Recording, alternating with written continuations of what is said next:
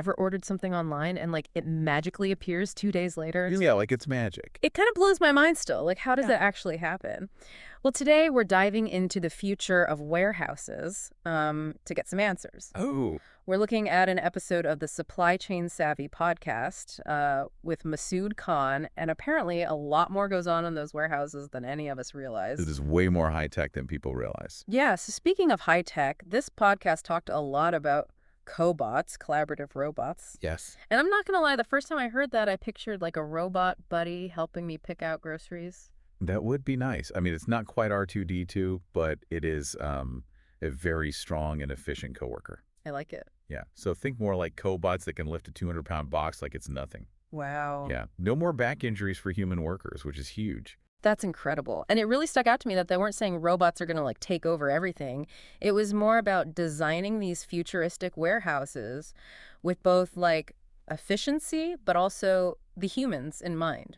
What they called human-centered design. Yeah. So it's not just about like cramming robots in there. Like how else are they making these spaces actually work for humans? So it's about making work more comfortable, less physically demanding for people. So think workstations that like adjust to your height. Oh, cool. Yeah, posture, smart lighting systems that change throughout the day so you're not like straining your eyes all the time. Oh, like our phones. Yes, exactly. Well, like bigger scale. Larger scale, exactly. Yeah. They even design specific zones so humans and robots don't run into each other, which makes Hmm. sense because you don't want to bump into a robot carrying a 200-pound box. No, I was Yeah. just going to say, now I know what you're thinking. Like all this automation sounds great, but what happens to the people who are working in those warehouses? Right. It's a valid concern. And the podcast really addressed that head on. And they talked about how important continuous learning is. Companies are investing in training programs to help their current workforce adapt.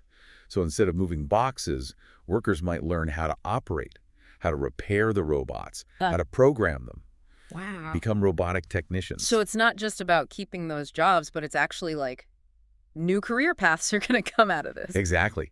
Data analysts, system integrators. We haven't even thought of it. We probably haven't even thought of all the roles that this type of technology is going to create. Wow. That's wild. It is really interesting to think about. Yeah, this podcast really opened my eyes. But it also makes you think, if these changes are happening in warehouses, like what about everywhere else? Oh, yeah. Could we see this in retail stores, manufacturing plants, hospitals even? Makes you wonder. Like, what does it really mean to work alongside robots in the years to come? Right. Definitely something to think about. Lots to ponder. Lots to ponder.